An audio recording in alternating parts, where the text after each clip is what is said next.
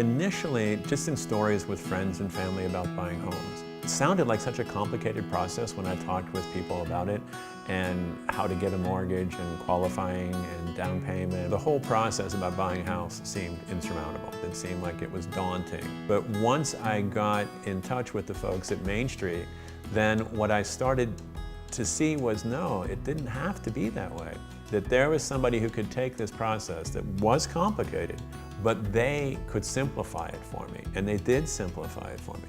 And they were patient with me, and they were understanding. And then I didn't feel dumb or inadequate, because I've had other mortgage companies that I've worked with. And my sense with them is that they're hurrying me along.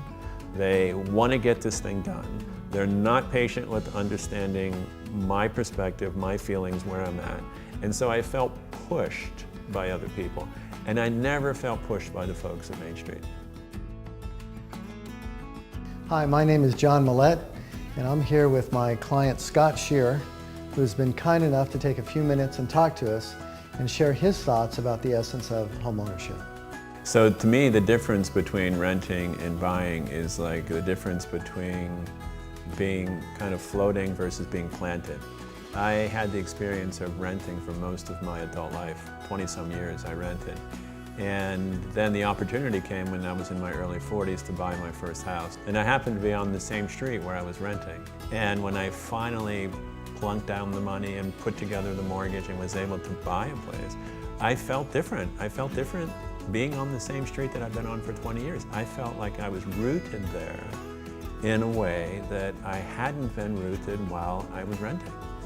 The year 2003 when I bought it, and it was $300,000. Now to me that seemed like an enormous amount of money. It seemed like insurmountable, and it seemed like something that wasn't for me, like it was for other people.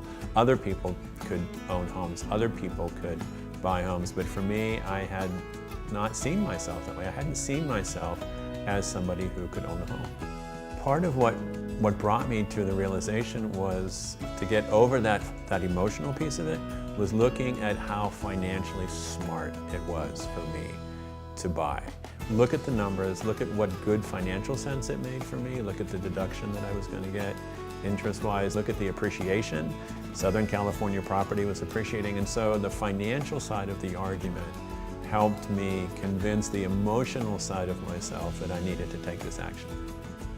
So the experience that I had when I moved into my condo after I had bought it, it was me who was different. I was different in the space. So my experience of the space was different because I felt like I was in something that was mine.